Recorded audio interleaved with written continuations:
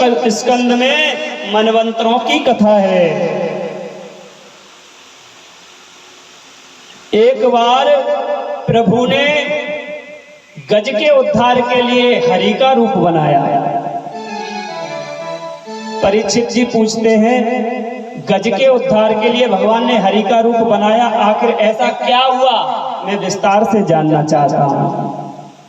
तो राजा परीक्षित जी को सुखदेव जी सुनाते हैं, कहते हैं, आसीद गिरवरो राजन त्रिकूटित विस्तृता श्रीरोदयना व्रता श्री मायो जनायुत छिता। कहते हैं त्रिकूट नामक पर्वत पर एक गज रहता था, उसका नाम था गजेंद्र, जो हाथियों का राजा था। ये त्रिकूट पर्वत क्या है, थोड़ा इसमें जो अध्यात्म है उसको समझने की कोशिश करें। जो ये त्रिकूट पर्वत है, इसके 3 शिखर हैं। पहला शिखर है सोने का, दूसरा शिखर जो है वो चांदी का है, और तीसरा शिखर है वो है लोहे का। इस प्रकार से जो ये त्रिकूट पर्वत है, तो जो सोने का शिखर है उसका स्वभाव है सतोगुण, जो चांदी का शिखर है उसका स्वभाव है रजोगुण, और जो लोहे का शिखर है उसका स्वभाव है तमोगुण। इस पर जो गजेंद्र रहता है, गजों का जो राजा है, हाथियों का जो राजा है, उसको इतना अभिमान है अपने बल का, अपने परिवार का, कि वो बल में भूल ही गया, और जंगल में जितने भी वन्य प्राणी, जितने भी जीव जंतु रहते हैं, बल के मद में जब घूमता है हाथी, गजेंद्र घूमता है, तो बल में रहने वाले जीवों से कहता है, किसी प्रकार का कष्ट तो नहीं है, किसी प्रकार की दिक्कत हो मुझे बताना, क्योंकि मैं गजेंद्र हूं। ऐसा हमारा और आपका भी स्वभाव होता है। ठाकुर जी की कृपा से थोड़ा सा बल या थोड़ा सा सौंदर्य या थोड़ा सा धन मिल जाए, थोड़ा सा, बहुत ज्यादा नहीं, थोड़ा सा मिल जाए तो हमको भी अभिमान आ जाता है। हम भी समाज में ऐसे चलते हैं मानो कि हम गज की तरह लहरा लहरा कर चलते हैं, लेकिन ऐसा नहीं करना चाहिए, क्योंकि जब आपके पास में भगवान की कृपा से कुछ प्राप्ति हो जाए, धन ऐश्वर्य आदि की, तो आपके अंदर थोड़ा सा सहजता आनी चाहिए। ये बड़े होने की पहचान होती है। आपके अंदर सरलता होनी चाहिए, अभिमान नहीं होना चाहिए। जो ये गज है, ये हमारा और आपका मन है। अध्यात्म में इस कथा को समझे तो जो ये गज गजेंद्र है, ये हमारा और आपका मन है। ये हाथी कोई और नहीं है, हम और आप ही हैं। हाथी गजेंद्र जाता है और जाकर के सरोवर में स्नान करता है, और जो ये सरोवर है, ये क्या है? ये संसार ही सरोवर है। हाथी जाकर के सरोवर में स्नान करता है, स्नान करते करते अपनी पत्नियों के साथ में सुंदर स्नान कर रहा है, सूंड में जल भरता है और अपनी पत्नियों के ऊपर, अपने बच्चों के ऊपर छोड़ता है। पत्नी और बच्चे सूंड में जल भरते हैं, उसके ऊपर छोड़ते हैं। इस प्रकार से सरोवर में स्नान करते करते कईयों दिन हो गए। जब हाथी को, गजेंद्र को, तो ग्राह ने गजेंद्र का पैर पकड़ लिया। जो ग्राह है ना, ये काल है। हम और आप भी जब ठाकुर जी की कृपा से हमारे और आपके यहाँ सब कुछ होता है, पति पत्नी बच्चों के बीच में हम लोग भी भूल जाते हैं कि काल नामक ग्राह ने हमारा पैर कब पकड़ लिया। आपको अपना जन्म समय याद होगा, आप पैदा किस दिन हुए थे। आपको अपने विवाह की दिनांक भी याद होगी, क्योंकि आज का चलन है, क्या बोलते हैं उसको, मैरिज एनिवर्सरी, प्रतिवर्ष मनाते हैं, तो वो भी याद होती है। लेकिन आपको वृद्धावस्था कब आई, किस दिन आई, वो डेट आपकी डायरी में नहीं होती। आपको मालूम ही नहीं पड़ता कि हमको काल ने कब पकड़ लिया, हम बूढ़े कब हो गए, ये पता ही नहीं चलता है। हाथी भी इसी प्रकार से नहाता रहा, जल किलोल करता रहा, उसको मालूम ही नहीं पड़ा कि ग्राह ने आकर के कब पकड़ लिया। काल की जब गति बढ़ने लगी, हाथी का पैर पकड़ के जब काल रूपी ग्राह खींचने लगा तो हाथी को थोड़ा सा चिंता हुई। संसार में जब तक हमारे पास धन और बल होता है तब तक संसार के सभी लोग बहुत अपना अपना कहते हैं। आपके पास में थोड़ा सा पैसा और पद होना तो दूर का रिश्तेदार भी बताता है कि वो हमारे मौसी के चाचा के फूफा के लड़के हैं। और जब आपके पास में मनीराम ना हो, बस सब कुछ हो, बढ़िया हट्टा कट्टा शरीर हो, भगवान की कृपा से चाम भी सफेद हो, लेकिन केवल मनीराम ना हो ना तो सगा भाई भी कहता है कि वो दूर के रिश्ते के होते हैं, हमारे गांव के हैं, सगे नहीं कहाने, दूर के हैं। तो ये संसार का नियम है। आज हाथी को भी लगा कि अब तो काल हमको छोड़ेगा नहीं, तो अपनी पत्नियों से कहता है, सुनती हो क्या, हमको लग रहा है किसी ने हमारे पैर को पकड़ लिया, हमको कष्ट हो रहा है। पत्नियां बोली, अरे हम हैं, हमारे होते हुए तुम्हें किस बात की चिंता। तो पत्नियों ने सूंड में सूंड मिलाई और गज को बाहर खींचने का प्रयत्न किया। आप लोग बड़े ध्यान से सुने, गज की और हमारी आपकी एक ही परिस्थिति होती है। पुत्रों से कहता है गज कि हम संकट में हैं, हमको बचाओ। पुत्रों ने भी अपनी सूंड को मिलाकर खींचने का प्रयत्न किया, लेकिन खींच न सके। तो कुछ दिनों तक तो खींचा, भूखे प्यासे थे। बोले, पिताजी अब आप तो निकलने वाले नहीं हैं, अब हमको लगता है कि आप बचने वाले नहीं हैं। अब आपके भरोसे आपको बचाने के लिए हम कितने दिन तक अपना जीवन व्यतीत करें, हम कितने दिन तक अपनी जिंदगी को इसी तरह दांव पर लगा के रखें। जब आपके ऊपर किसी भी प्रकार का कष्ट आ जाता है तो आपके पति, आपके बच्चे और आपकी पत्नी भी छोड़कर चल देती हैं। हाथी को बच्चे छोड़कर चल दिए। आए पधारे हमारे यहाँ। और हमारे बीच में बूढ़ा खेरा से तिवारी जी पधारे हैं, उनका इस मंच के द्वारा बहुत बहुत मान सम्मान है। जय हो। सभी की तरफ से जय श्री राधे विराजे। आज पुत्र छोड़कर चले गए तो गजेंद्र को बड़ा कष्ट हुआ, रोने लगा। और गजेंद्र कहता है, जिन पुत्रों के लिए पूरा जीवन बर्बाद कर दिया, रात दिन कुछ ना देखा, जिन पुत्रों के सुख सुविधाओं में मैंने पूरा जीवन निकाल दिया, आज वो पुत्र संकट घड़ी में हमको छोड़कर जा रहे हैं। गजेंद्र समझ गया संसार क्या है। पत्नियों पर भी गजेंद्र को बहुत बड़ा भरोसा था। पत्नियों ने कुछ दिन साथ निभाया, आज पत्नियां भी मुंह फेर के जाने लगी। गजेंद्र रोने लगा। गजेंद्र रोकर कहता है, तुमने तो अग्नि के सामने वचन दिया था कि 7 जन्म तक साथ निभाऊंगा, छोड़कर जा रही हो संकट के समय। पत्नियां कहती हैं, अब आपकी गारंटी खत्म होने वाली है, आप कब जाएंगे इसका भी पता नहीं है, आपके साथ हम क्यों भूखे प्यासे मरे।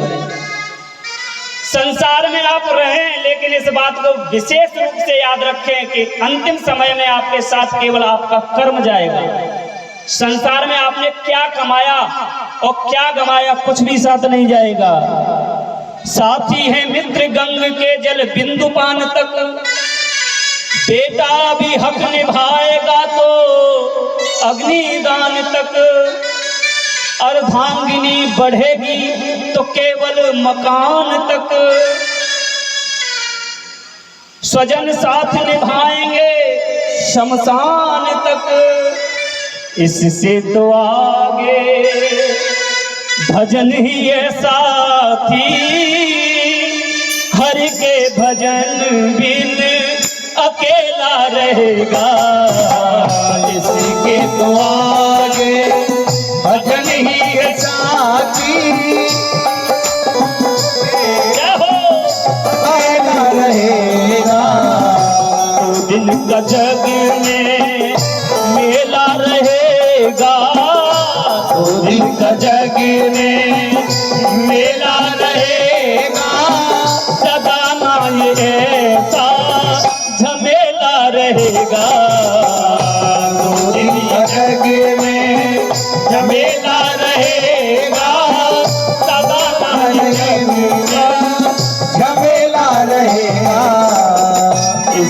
तो आगे भजन ही है साथी, हरि के भजन बिन अकेला रहेगा।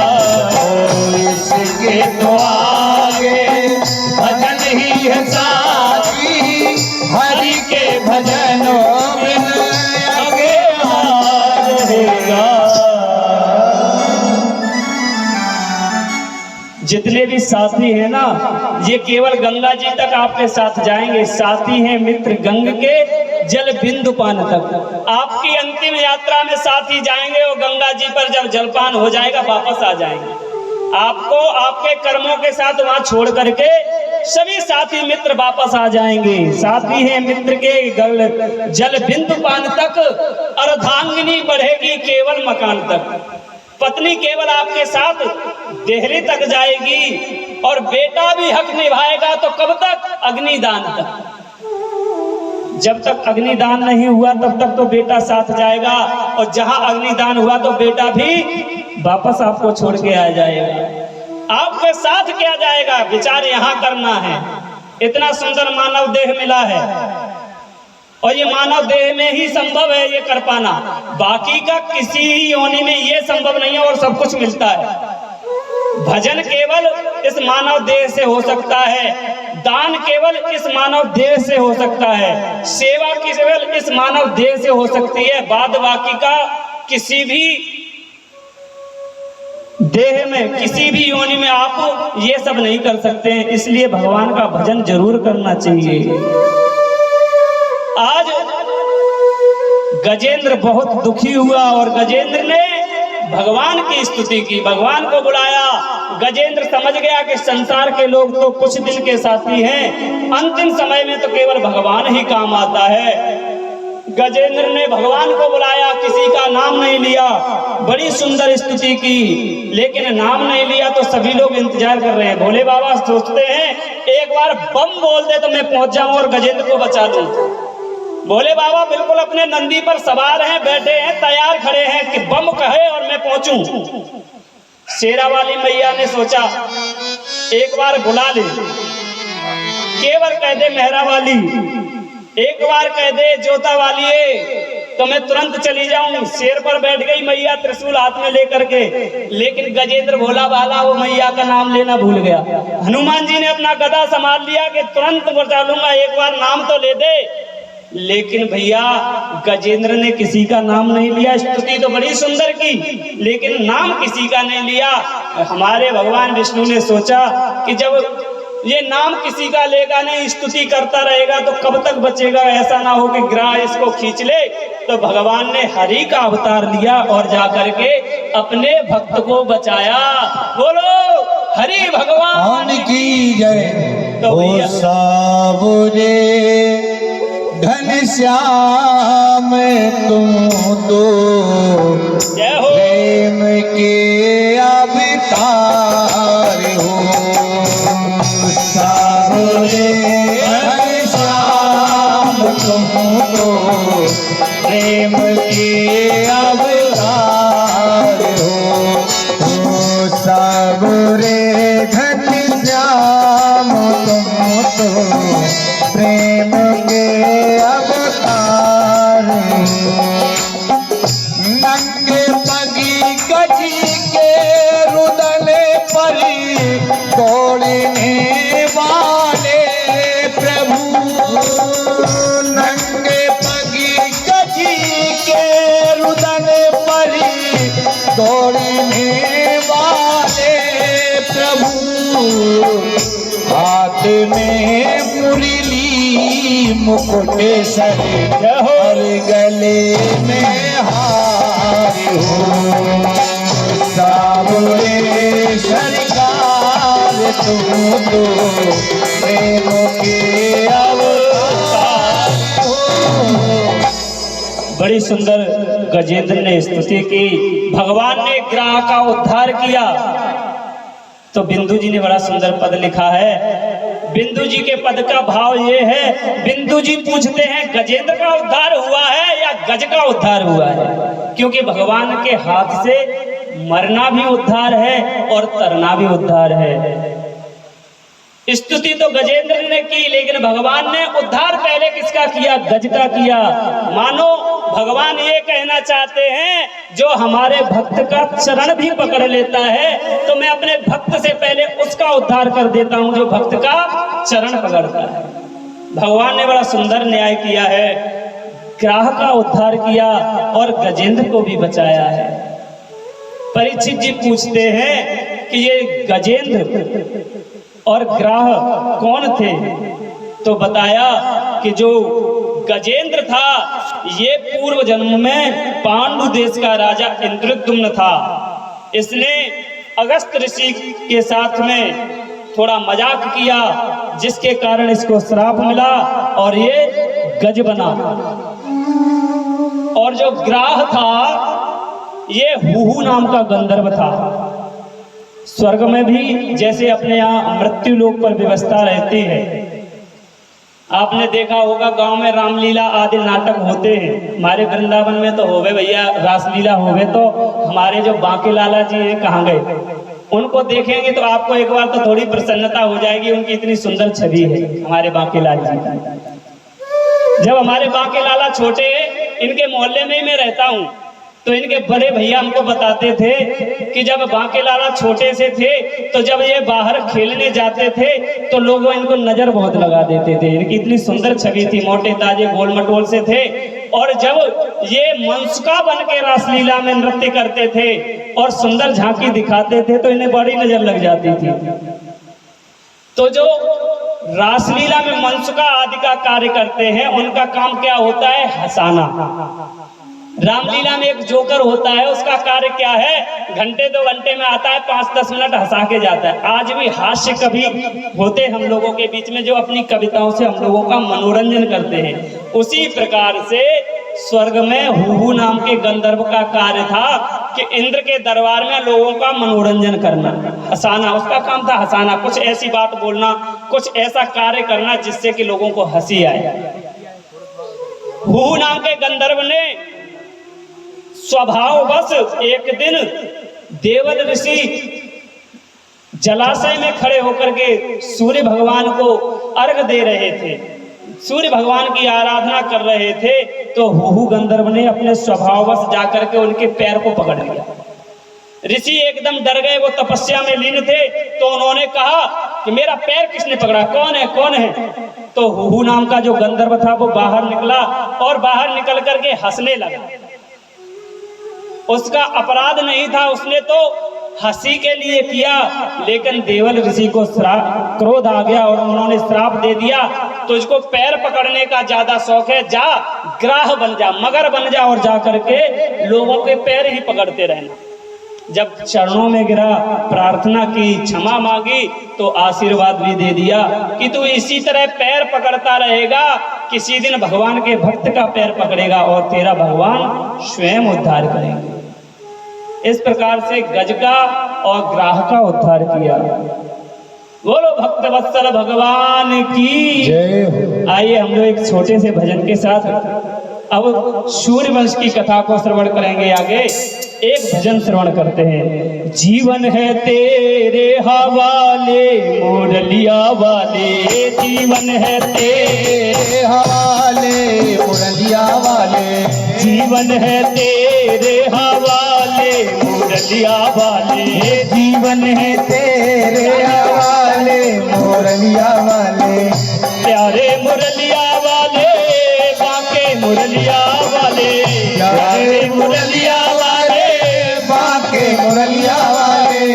अच्छा ये बताओ, आप लोगों को भजन समझ में नहीं आ रहा या भजन में आनंद नहीं आ रहा? क्या कारण है?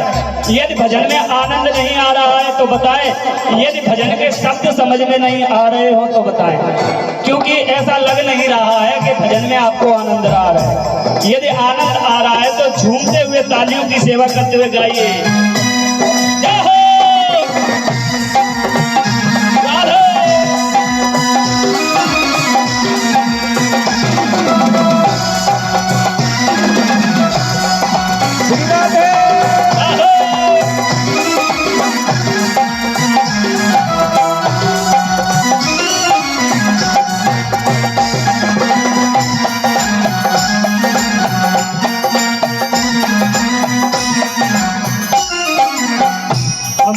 कठपुतली तेरे हाथ की, हम कठपुतली तेरे हाथ की, हम कठपुतली तेरे हाथ की, हम कठपुतली तेरे हाथ की। चाहे तू जैसे नचा ले मुरलिया वाले, चाहे तू जैसे नचा ले मुरलिया वाले, चाहे है तेरे हवाले मुरलिया वाले, जीवन है तेरे हवाले मुरलिया वाले। राधे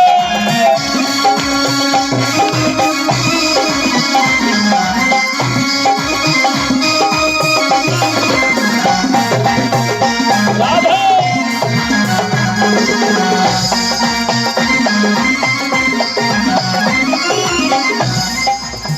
हम है बंसी तेरे अधर की, हम है बंसी तेरे अधर की। ठाकुर जी से भक्त कहता है, ठाकुर जी हम तो तुम्हारे बंसी हैं। आपने देखा होगा बंसी में अपना कुछ भी नहीं होता है, एक खाली बांस होता है और उसमें छिद्र होते हैं, लेकिन बंसी क्या करती है, यदि बंसी की धुन कान में पड़ जाए तो मुग्ध हो जाता है कोई भी व्यक्ति। बंसी का अपना कोई रूप नहीं होता है, बंसी में जैसी फूंक मारोगे वैसा सुर निकलेगा। तो भक्त कहता है ठाकुर जी से, ठाकुर जी हम तो तुम्हारी बंसी हैं, आपको जैसा स्वर निकालना हो वैसा निकालें, जैसा बजाना चाहें वैसा बजाएं। तालियों की सेवा करते हुए गाएंगे भाव से। हम हैं बंसी तेरे अधर की, हम हैं बंसी तेरे अधर की, तेरे अधर की, हाँ तेरे अधर की, तेरे अधर की, हो तेरे अधर की। हम हैं बंसी तेरे अधर की, हम हैं बंसी तेरे अधर की। चाहे तू जैसे बजा ले मुरलिया वाले, चाहे तू जैसे बजा ले मुरलिया वाले, जीवन है तेरे हवाले मुरलिया वाले, जीवन है तेरे हवाले मुरलिया।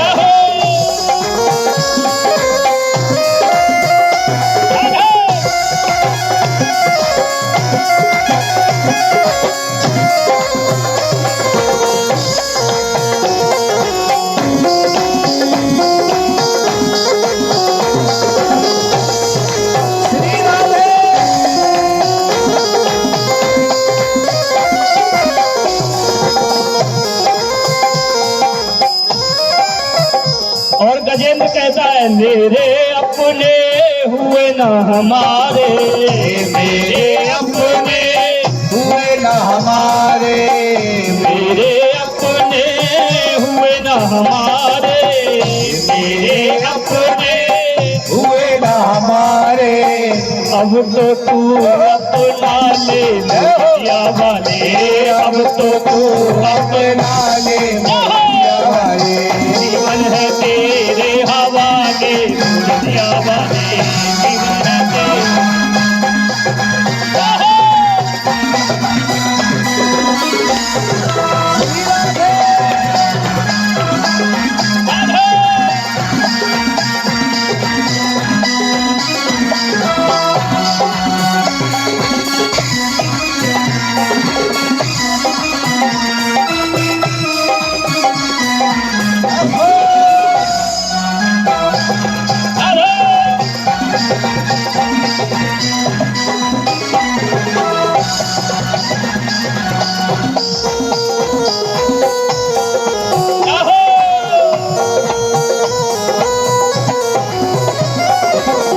वृंदावन में बसा ले मुरलिया वाले, जीवन है तेरे हवाले मुरलिया वाले, जीवन है तेरे हवाले मुरलिया वाले, जीवन है तेरे हवाले मुरलिया वाले, जीवन है तेरे हवाले मुरलिया वाले।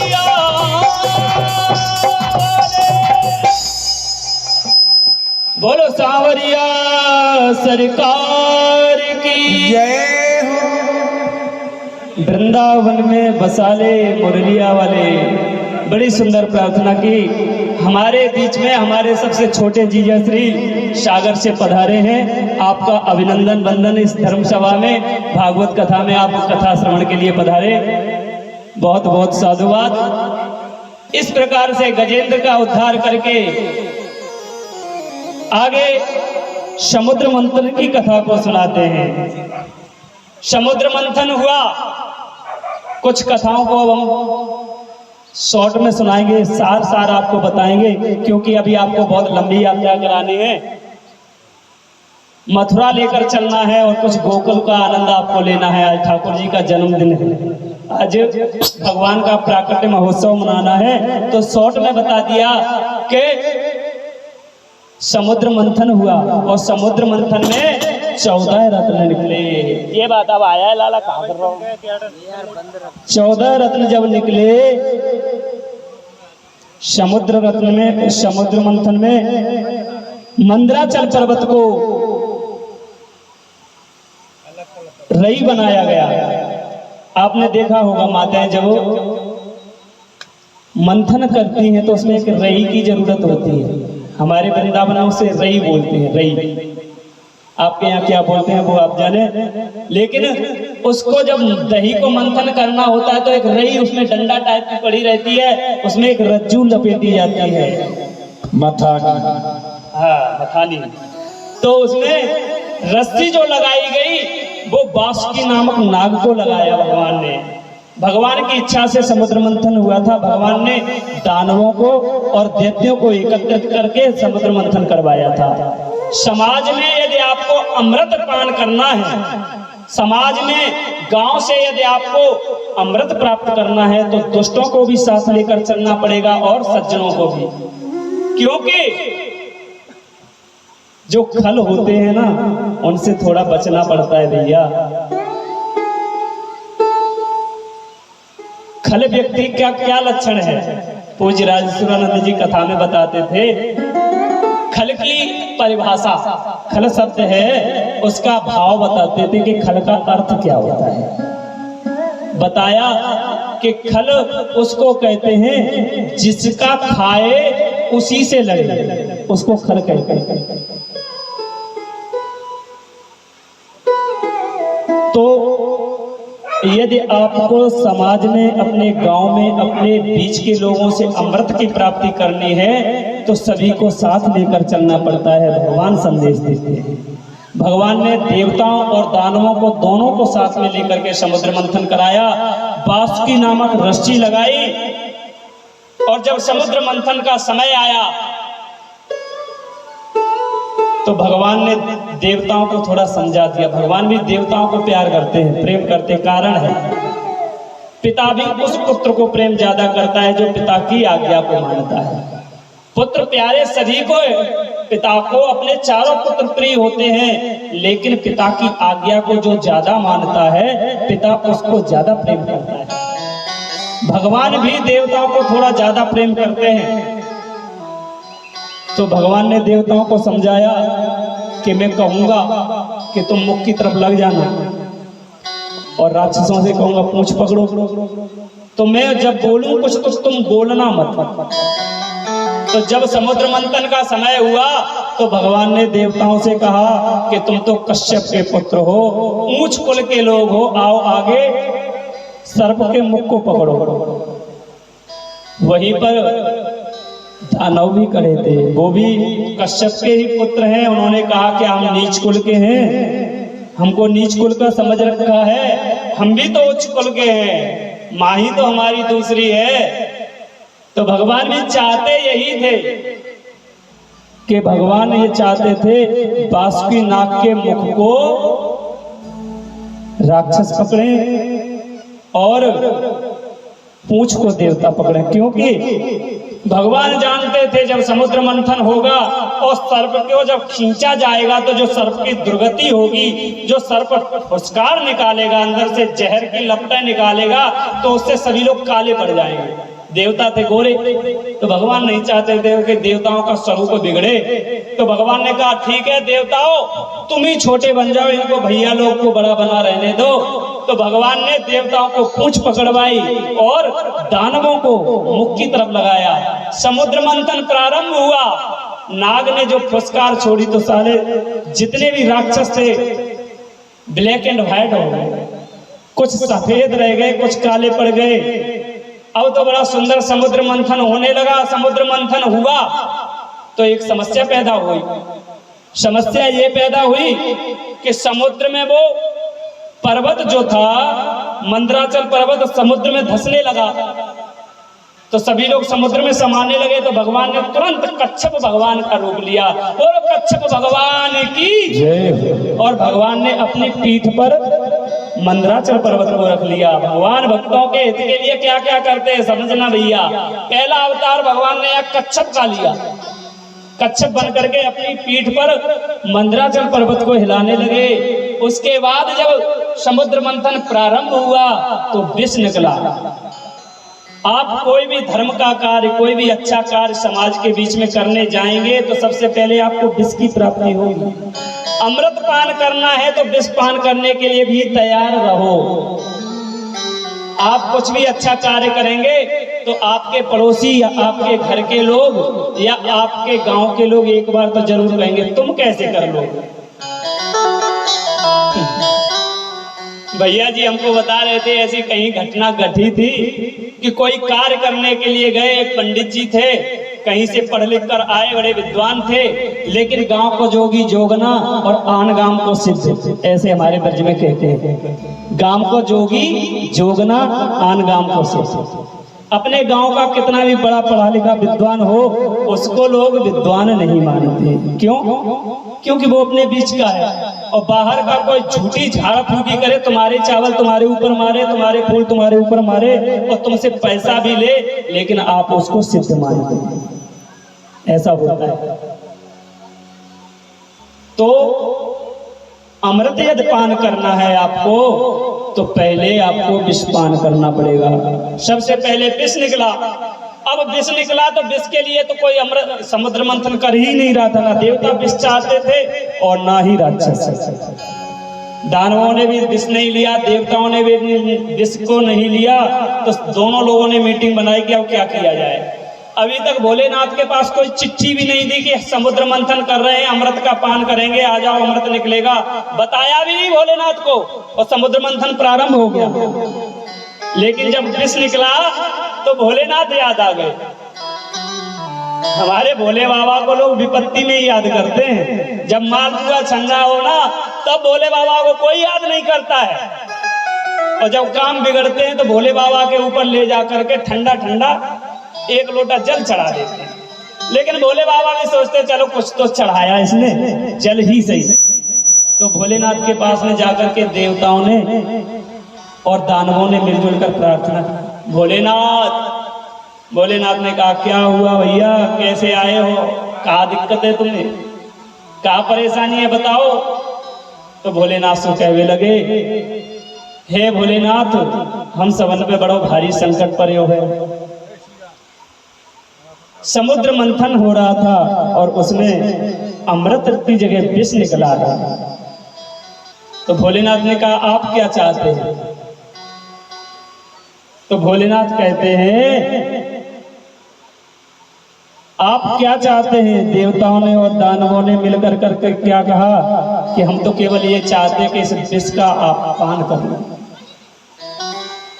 देवता और दानव जानते हैं कि देवों के देव है महादेव, विष को पचा जाएंगे। भोलेनाथ भी जानते हैं कि कालकूट विष हमारा कुछ नहीं बिगाड़ सकता है, क्योंकि भोलेनाथ ने राम के नाम को अपने जीवन का आधार बनाया है। भोलेनाथ का कालकूट विष कुछ नहीं बिगाड़ सकता है। लेकिन भोलेनाथ ने सोचा अब हम गृहस्थ धर्म में हैं भाई, इतना बड़ा निर्णय ले उससे पहले पत्नी से पूछ लेना चाहिए पिए या ना पिए। माता पार्वती की तरफ भोलेनाथ ने देखा, पूछा देवी क्या कहती हो। देवताओं की समस्या है, जन कल्याण के लिए पान करें क्या।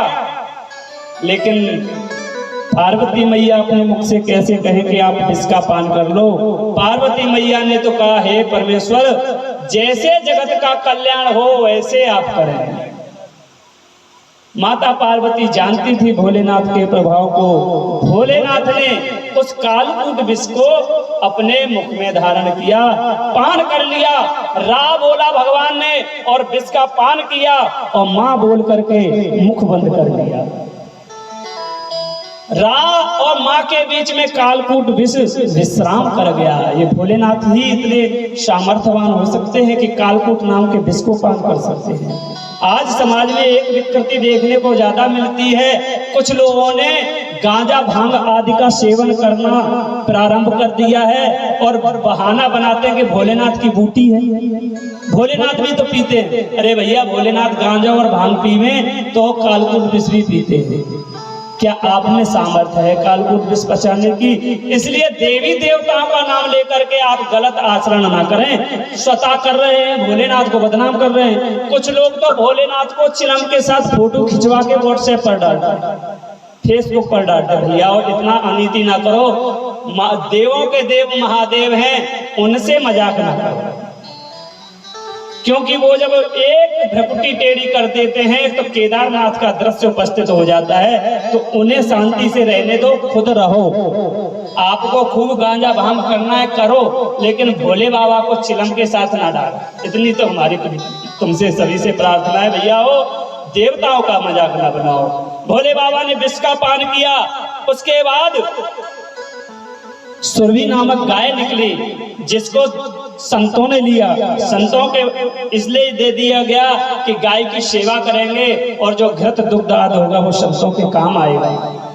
उसके बाद कल्प वृक्ष निकला, जो सभी मनोकामनाओं को पूर्ण करने वाला है। उसको स्वर्ग में भेज दिया गया। ऐरावत हाथी निकला, जिसको इंद्र ने लिया। कौस्तुभ मणि निकली, भगवान ने ले ली। सारंग नामक धनुष निकला। चंद्रमा निकला। भोले बाबा ने विष का पान किया था। गले में भोले बाबा के विष था, इसलिए भगवान भोलेनाथ का एक नाम भी पड़ा, क्या? बोलो नीलकंठ महादेव की जय। भोले बाबा को विष की अग्नि जलाए डाल रही थी। चंद्रमा निकला। चंद्रमा का स्वभाव है शीतलता प्रदान करना। कितनी भी भयंकर गर्मी पड़ रही हो, रात्रि में जब चंद्रमा निकल आता है तो शीतलता हो जाती है। तो भोले बाबा को चंद्रमा प्रदान किया। भोले बाबा ने उसको अपना आभूषण बनाया और अपनी जटाओं में चंद्रमा को स्थान दिया। उच्चैश्रवा घोड़ा निकला, जिसको राजा बलि ने लिया। लक्ष्मी जी निकली। समुद्र मंथन से लक्ष्मी जी जब निकली तो जितने वहां संत महात्मा, जितने भी राक्षस, जितने भी देवता, जो भी थे, सभी लोग लक्ष्मी को प्राप्त करने के लिए लाइन में बैठे। लक्ष्मी जी जयमाला हाथ में लेकर आई। सबने अपने अपने बारी का इंतजार किया, लेकिन लक्ष्मी जी ने किसी को वर्ण नहीं किया। कारण लक्ष्मी तो केवल नारायण की है। आप लक्ष्मी के पति बनने की गलती करेंगे तो लक्ष्मी आपके पास कभी नहीं रहेगी। लक्ष्मी के पुत्र बनेंगे तभी आपके पास लक्ष्मी रुकेगी। भगवान नारायण को लक्ष्मी ने वर्ण किया। आपको यदि लक्ष्मी को अपने पास बुलाना है तो नारायण के सहित बुलाओ। अकेले किसी की पत्नी को घर में बुलाओगे तो डंडे खाने पड़ेंगे। कभी किसी की पत्नी अकेले घर में नहीं आती है। यदि लक्ष्मी जी को बुलाना है तो नारायण के साथ बुलाइए। भगवान का भजन करो, लक्ष्मी तो पीछे आएगी। कन्हैया को घर में बुला लो, लक्ष्मी कहाँ जाएगी भाई? कोई भी पत्नी अपने पति से कितने दिन दूर जाएगी? लौट कर उसे उसी के पास आना पड़ेगा। इसलिए कहा है कि यदि लक्ष्मी को चाहते हो तो भगवान को बुलाओ, नारायण को बुलाओ। लक्ष्मी ने भगवान विष्णु का वर्णन किया। वारुणी नाम की मदिरा निकली। समुद्र मंथन से ही मदिरा भी निकली है। और मदिरा किसने लिया, अब यहाँ समझने की बात है। भगवान ने देवताओं को इशारा कर दिया, गंदी चीजें उधर ही जाने दो। तो जो पूंछ पकड़ के लगे थे, मदिरा देखी तो बोले, अरे इधर आने दो, बहुत देर से हमें कुछ नहीं मिला है। सब अपना अपना बांट के ले रहे हैं, हमको तो कुछ मिलना चाहिए। भगवान ने जल्दी दो इनको। तो जितने भी राक्षस थे सभी ने मदिरा डक डक डक डक मदिरा पी करके तो मदांध हो गए। तो भैया मदिरा का पान कौन करता है, यहाँ समुद्र मंथन की कथा से सुन लेना और अपने घर में जाकर के बता देना मदिरा का पान करने वाला कौन होता है। मैं तो अपनी वाणी से नहीं कहूंगा क्योंकि आप लोग बुरा मान जाएंगे और अभी 3 दिन कथा भी कहेंगे। तो भैया जो भी इस चीज का सेवन करते हैं तो थोड़ा सा ध्यान रखें, ये सब गलत चीजों को छोड़ें, यही कथा का सार है। अब तो मंथन प्रारंभ हुआ तो भगवान धन्वंतरी अपने हाथ में सुंदर सा कलश में अमृत को लेकर के प्रकट हुए। अमृत को जहां देखा तो देवता और दानव एकदम झपट पड़े अमृत को लेने के लिए। देवता बेचारे थोड़े कमजोर हैं, दैत्यों ने अमृत का कलश छिड़ा लिया। धन्वंतरी भगवान के हाथ से कलश ले लिया और कलश को लेकर भागने लगे। भगवान ने सोचा इतनी मेहनत करके मैं देवताओं को अमृत पान कराना चाहता था, इतने अवतार लिए, भोले बाबा को विष पान करा दिया और जब अमृत निकला तो राक्षस लेके फिर भाग गए, अब फिर कुछ करना पड़ेगा। तो भगवान ने मोहिनी रूप बनाया।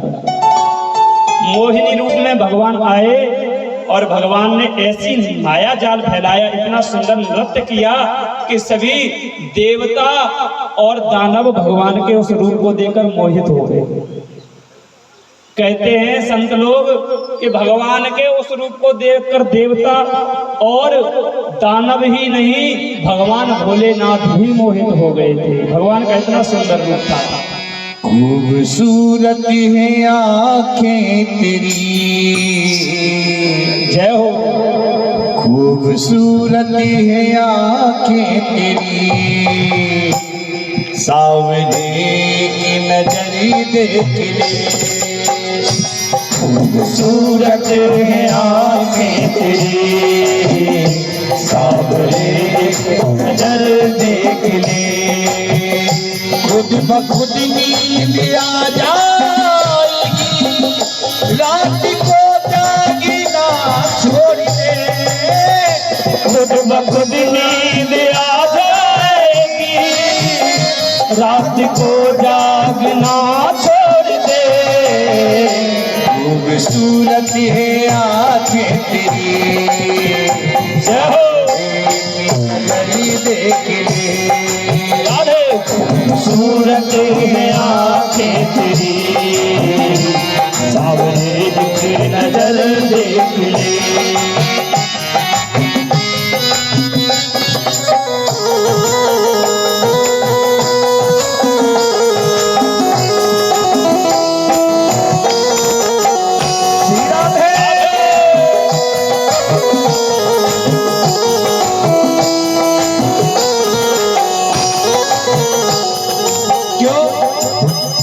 दिल की गहराइयों ने छुआ है, हे सावरे प्यार तुमसे हुआ है।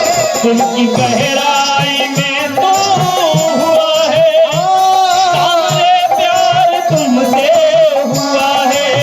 ओ दिल की गहराइयों ने छुआ है, सावरे प्यार तुमसे हुआ है। दिल की गहराइयों ने छुआ है, सावरे प्यार तुमसे हुआ है। इस दिल में है चाहत तेरी, इस दिल में है चाहत तेरी, वो कर गई क्या असर देख ले, कर गई क्या असर देख ले।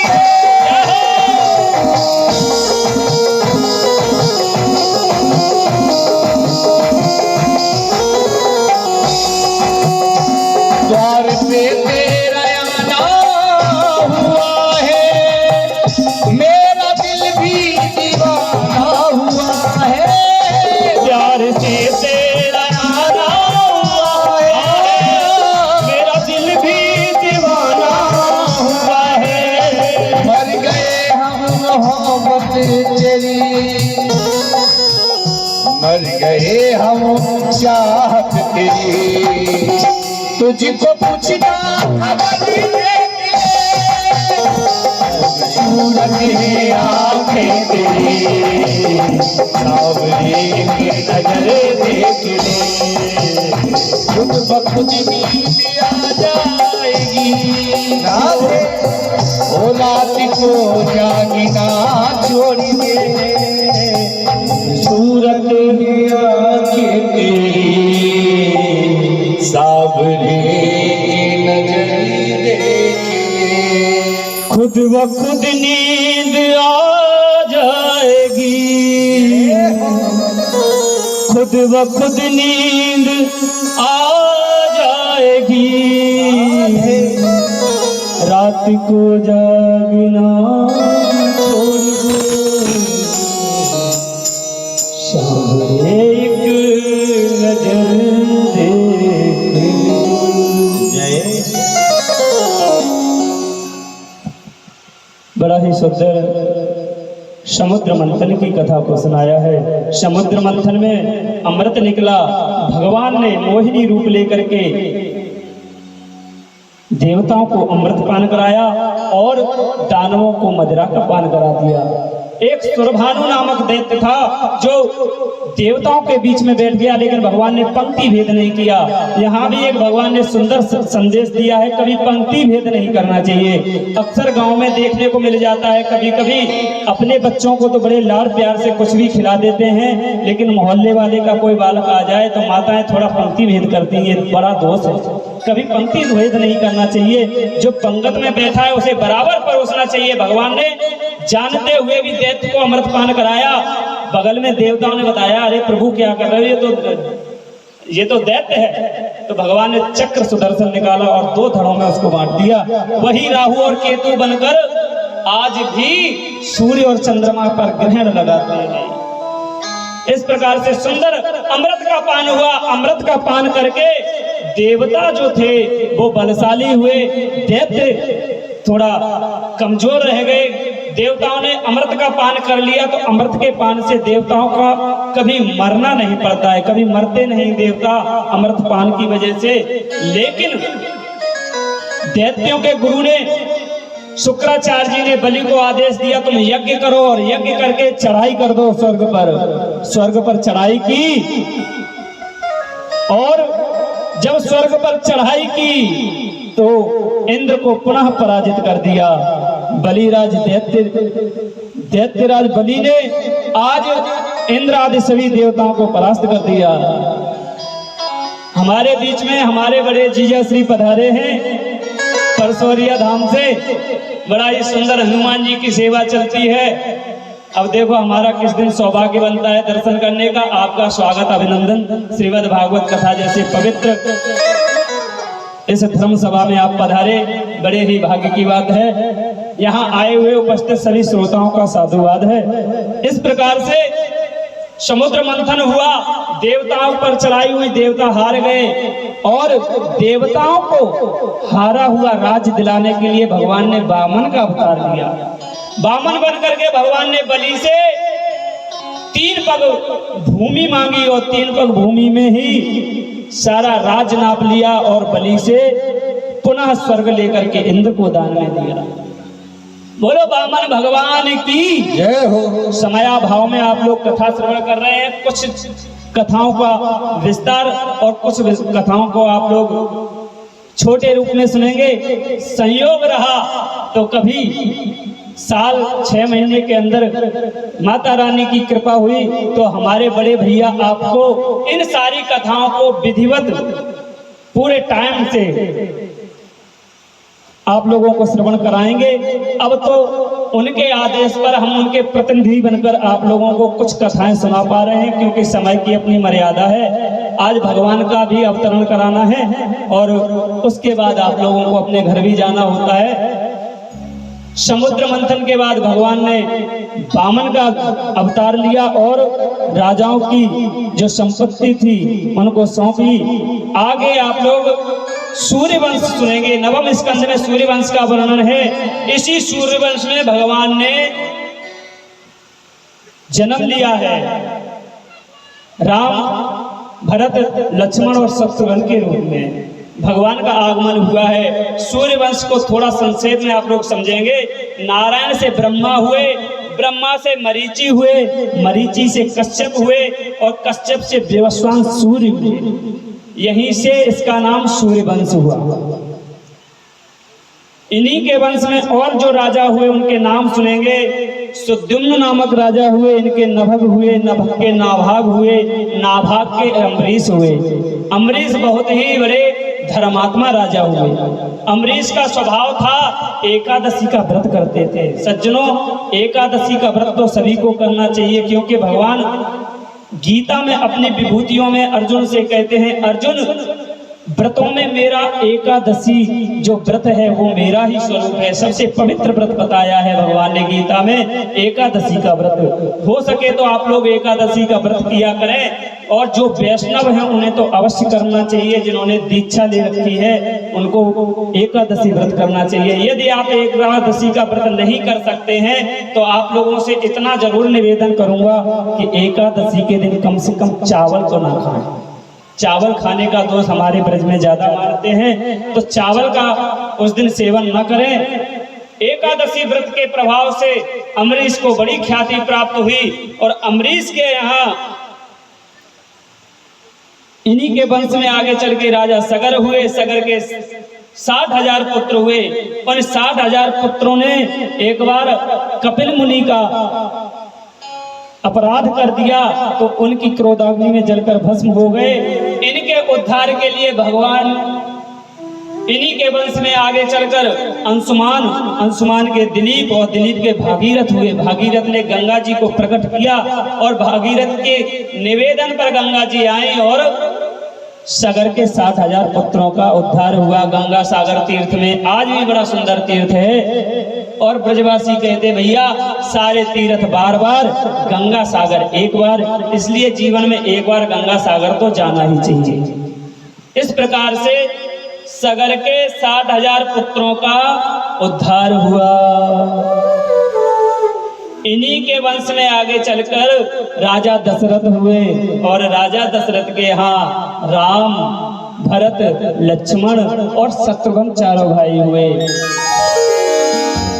आप लोग रामचरितमानस से तो विशेष रूप से जुड़े हुए हैं। इस भूमि का ये प्रभाव है कि जन जन में मानस है, और भागवत में भी 2 अध्याय में राम कथा को सुखदेव जी ने सुनाया है।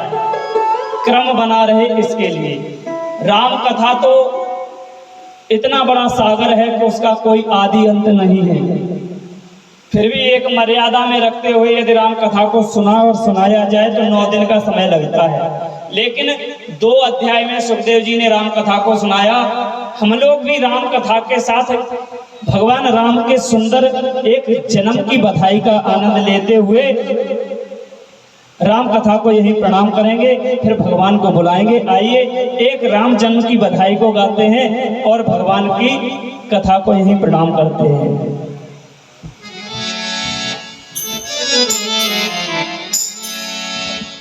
बोलो राजा रामचंद्र सरकार की जय। राजा दशरथ जी के बाद बधाई बाज रही। राजा दशरथ जी के बाद बधाई बाज रही। राजा दशरथ जी के बाद बधाई बाज रही। राजा दशरथ जी के बाद बधाई बाज रही। बाज रही बधैया बाज रही, ओ बाज रही बधैया बाज रही। ओ बाज रही बधाई बाज रही। बधाई बाज रही। राजा दशरथ जी के बाद बधाई बाज रही। राजा दशरथ जी के बाद बधाई बाज रही।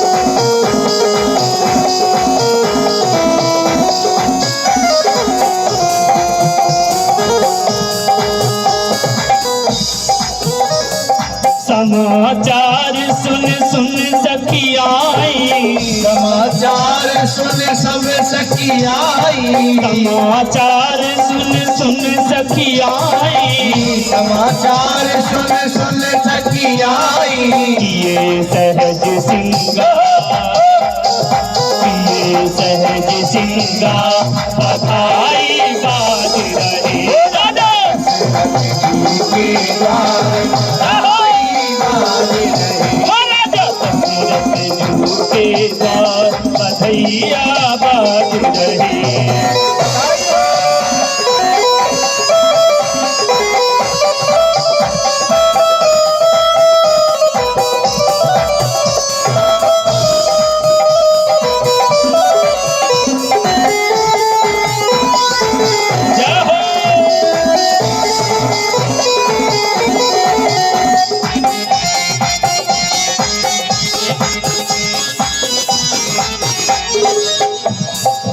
मंगल द्रव्य लिए हाथन में, मंगल द्रव्य लिए हाथों में, मंगल द्रव्य लिए हाथन में, मंगल द्रव्य लिए हाथों में, दावत मंगलाचार बधाई बाज रही सब, दावत मंगलाचार बधाई बाज रही, राजा दशरथ जी के द्वार बधाई बाज रही, राजा दशरथ जी के द्वार बधाई बाज रही।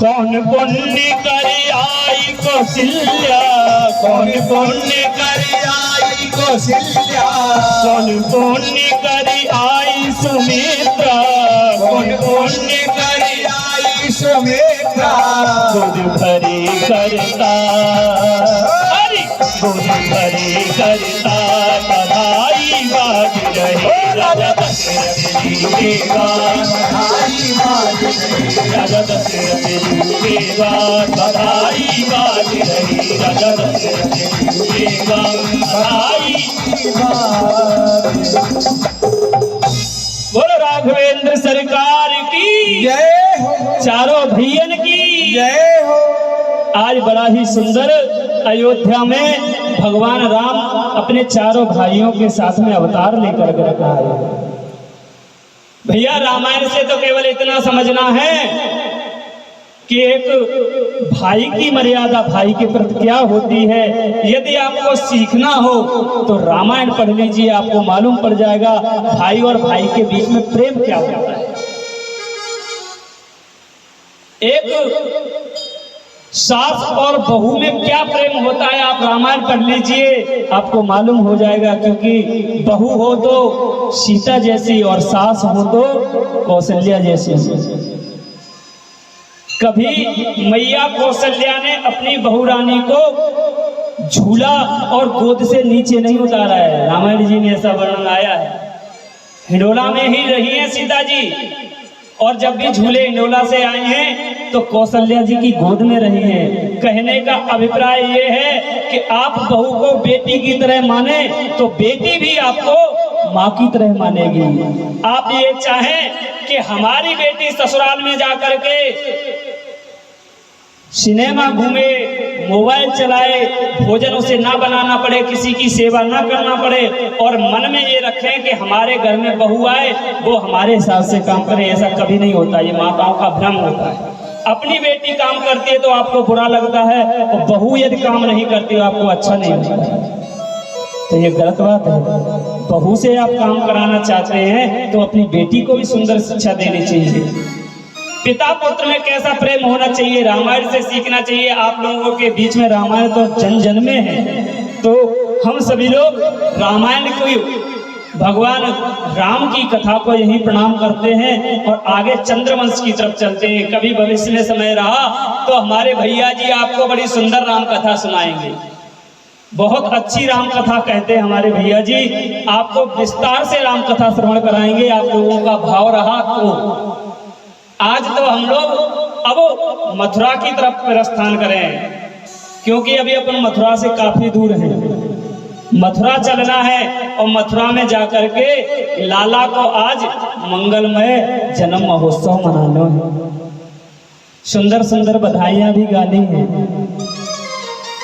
ब्रज में जितने गोपियां हैं ना, सबरी गोपियां आज मैया यशोदा के यहाँ पे सुंदर बधाई लेके जाएंगी। और भैया अपने यहाँ की माताओं को मैं बता दूं, यहाँ की माताएं थोड़ा शर्माती हैं, हमारे ब्रज की माताएं शर्माती नहीं है। आप लोगों ने देखा भी होगा होली आदि के उत्सव में जगत होरी ब्रज हो रहा, कहूँ वृंदावन में और बरसाने में फंस जाओगे ना लठमार में तो आपकी देह बिगाड़ देगी। लठ इतने मारती हैं, वो नहीं शर्माती हैं कभी भी। होरी में तो भैया ब्रजवास ने अपने ससुर तक में लठ जड़ देती हैं, क्योंकि होरी के समय काऊ को पतो ना रहे कि मेरा ससुर और जेठ और देवर कौन सो है। तो भैया कभी वृंदावन में फंस जाओ तो ने अपनी देह को मजबूत करके रखियो, नहीं मालूम पड़े होली देखने को शौक है वो। आजकल मोबाइल आदमी देख देख कर लोगों के मन में होता है कि होली का उत्सव देखा है। तो हम आप लोगों को इसलिए बता रहे हैं कि ब्रज की जो माताएं होती हैं, जो गोपियां हैं, शर्माती नहीं है। अपनी पीठ को थोड़ा मजबूत करके ले जाना, या पहले से वो ढाक लेकर के होली कैसे खेली जाती है वो सीख लेना। ब्रज की जो गोपियां हैं बड़ा सुंदर भगवान के जन्म के समय नृत्य करती हैं और मैया यशोदा को बधाई देती हैं।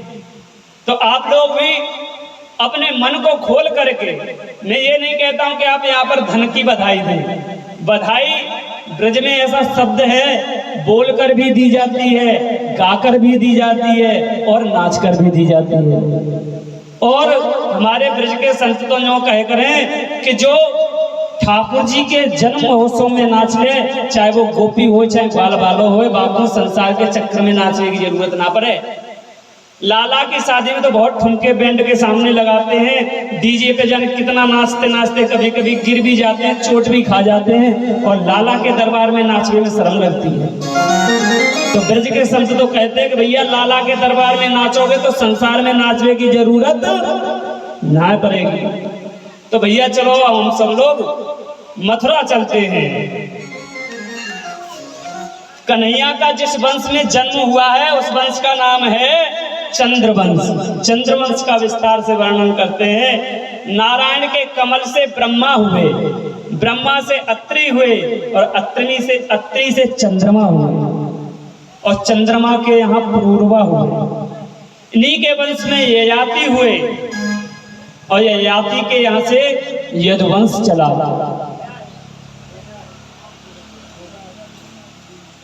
मथुरा में सूरसेन हुए, सूरसेन के पुत्र वसुदेव आदि हुए, जिनकी राजधानी बटेश्वर कहलाई। हमारी जन्मभूमि से 25 किलोमीटर की दूरी पर भगवान जिनके यहाँ पैदा हुए थे वसुदेव जी की जन्मभूमि है, बटेश्वर तीर्थ है, बड़ा सुंदर स्थान है। दुनिया में कोई भी नदी उल्टी नहीं बहती है, लेकिन बटेश्वर में गंगा मैया हमारी यमुना जी उल्टी धारा में बहती हैं। 1008 भोलेनाथ के मंदिर हैं पूरे यमुना जी के किनारे, चंद्राकार में इस तरह उल्टी धारा बहती है, फिर सीधी हो जाती है। बड़ा सुंदर दर्शन है। कभी आप लोग वृंदावन जाएं तो समय निकालकर बटेश्वर भी दर्शन करें। कहने का अभिप्राय वसुदेव जी की जन्मभूमि है। तो सूरसेन के पुत्र वसुदेव हुए। उग्रसेन जो है वो मथुरा के राजा हैं। उग्रसेन के जो पुत्र हुआ वो बड़ा दुष्ट हुआ। उग्रसेन की पत्नी थी, गर्भवती थी। गर्भावस्था के समय में वो एक सुनसान जंगल में भ्रमण कर रही थी। तभी दुर्मिल नामक एक दैत्य की नजर पड़ी उनकी पत्नी पर। तो उसने गंदी दृष्टि से देखा तो उनके गर्भ में जो शिशु था वो दैत्य हो गया। उग्रसेन अपनी पत्नी को बहुत चाहते थे, जानकर भी उन्होंने अपनी पत्नी का त्याग नहीं किया और अपनी पत्नी को घर में रखा। और जब वो पुत्र उत्पन्न हुआ तो देवताओं के माध्यम से, नारद जी के माध्यम से उग्रसेन को पता चला कि ये तो बहुत बड़ा भयंकर दुष्ट निकलेगा। तो उग्रसेन जी ने यमुना जी में उस पुत्र को बहा दिया और वो पुत्र बहते हुए उसी बटेश्वर तीर्थ में पहुंचा। सूरसेन जी सूर्य भगवान को अर्घ दे रहे थे, तो सूरसेन ने उस बॉक्स को जिसमें संदूक में बंद करके उसको बहाया था, उसको बाहर निकाला और उसमें देखा तो एक सुंदर पुत्र निकला। सूरसेन ने उस पुत्र को अपने पास रखा और उसका लालन पालन किया। वही जो पुत्र था, लालन पालन जिसका किया था, उसको जब मालूम हुआ कि मैं तो उग्रसेन का पुत्र हूं और मथुरा मेरी राजधानी है, तो उसने अपने बलाक्रम से आकर के अपने पिता को जेल में बंद कर दिया और जबरदस्ती मथुरा का राजा बन गया। मथुरा का राजा बना तो उसके इस व्यवहार से मथुरा की जनता थोड़ा अप्रसन्न थी, किसी को प्रसन्नता नहीं हुई। तो उसने सोचा कि समाज में अच्छी छवि बनाने के लिए कुछ कार्य किया जाए। तो उसने अपने चाचा की पुत्री देवकी के लिए सुंदर वर की खोज की। तो उसको ध्यान आया कि हमारे मित्र जो वसुदेव जी हैं, उनसे अच्छा इनके लिए कोई भी वर नहीं हो सकता। वसुदेव जी को बुला करके बड़ा ही सुंदर देवकी का वसुदेव जी के साथ में विवाह किया। था तो दुष्ट, चचेरी बहन का विवाह किया। तो विवाह के समय कितना भी दुष्ट व्यक्ति हो, जब विदाई होती है तो नेत्रों में आंसू आ ही जाते हैं। तो इतना उसका भाव बढ़ा, सभी साथियों से कह दिया कि मैं अपनी बहन का और बहनोई को उनके राज्य तक छोड़ने जाऊंगा। राज्य तक नहीं जाऊंगा तो कम से कम मथुरा की सीमा तक तो मैं खुद छोड़ कर आऊंगा। भैया, चाहता तो कुछ और था, लेकिन देवताओं को कुछ और मंजूर था। रथ के सारथी बना और घोड़ों की लगाम को पकड़ के रथ को हाँका। जहां महल से बाहर निकला तो आकाशवाणी हुई। आकाशवाणी हुई, हे दुष्ट कंस, तू जिस बहन को विदा कर रहा है, इसका अष्टम गर्भ तेरा काल होगा। इसका अष्टम गर्भ तेरा काल होगा। कान में जहां इस बात को सुना, उस दुष्ट के पाप का उदय हो गया। दुष्टता सामने आ गई, खड़ग निकाली और तलवार निकाल करके अपनी बहन का वध करना चाहता है। उस बहन का जिसका अभी अभी विवाह किया है, उसको मारना चाहता है। एक पति का धर्म होता है अपनी पत्नी की रक्षा करना। वसुदेव जी ने उसी क्षण उस